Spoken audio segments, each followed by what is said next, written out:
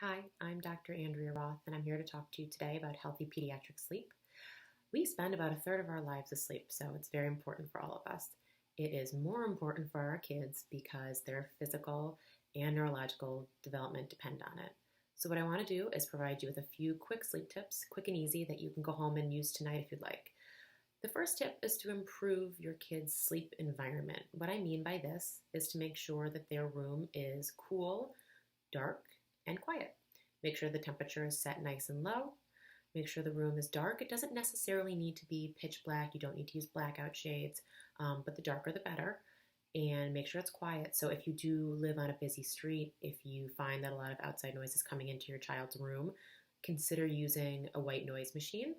The next tip is to develop a consistent pre-sleep routine. Try to do the same few things in the same order each night before bed.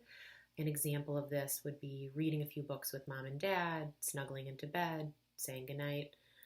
What this does is it sends signals to our brain that sleep is the next step in this routine. This is something that can be carried even into middle childhood, adolescence, adulthood even.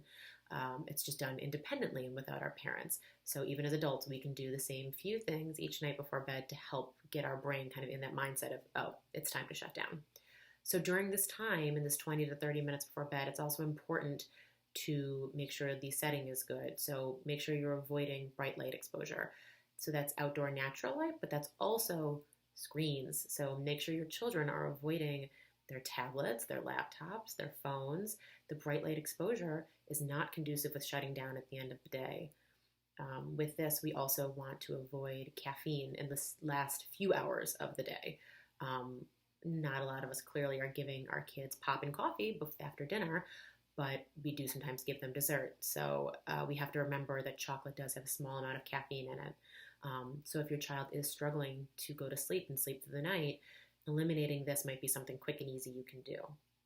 The last tip is to keep consistent wake and sleep times.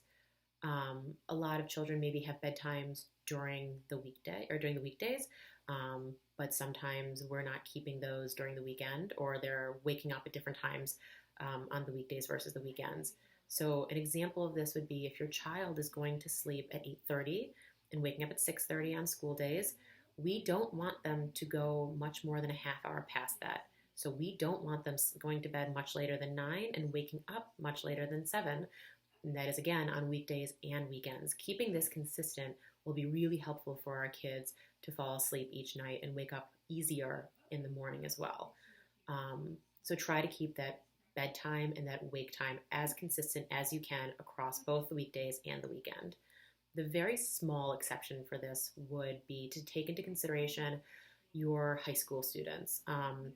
They have to wake up very, very, very early for school these days. And research has shown us that adolescents require almost as much sleep as little babies do. So with those really early school start times, it's almost unavoidable that they are going to accrue a bit of a sleep debt across the week.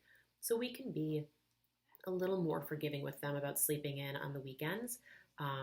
Try to cap it about 10 a.m. I'm not saying 11 a.m. Don't let them sleep till noon. 10 a.m. is probably the safest bet, and earlier, obviously.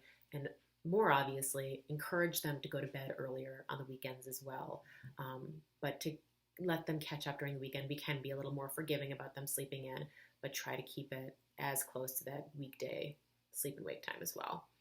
So if you're doing all of these things and your little one is still struggling at night, it might be a good idea to reach out, come see us, consult with another behavioral sleep therapist, because what we can do is we can provide a more complete assessment of the underlying cause of your child's sleep difficulties. If there is something more serious at play, such as sleep apnea, insomnia, restless legs, we can refer you to a sleep center. But if it looks like behavioral sleep interventions would be the best course of treatment, we can help you out with that.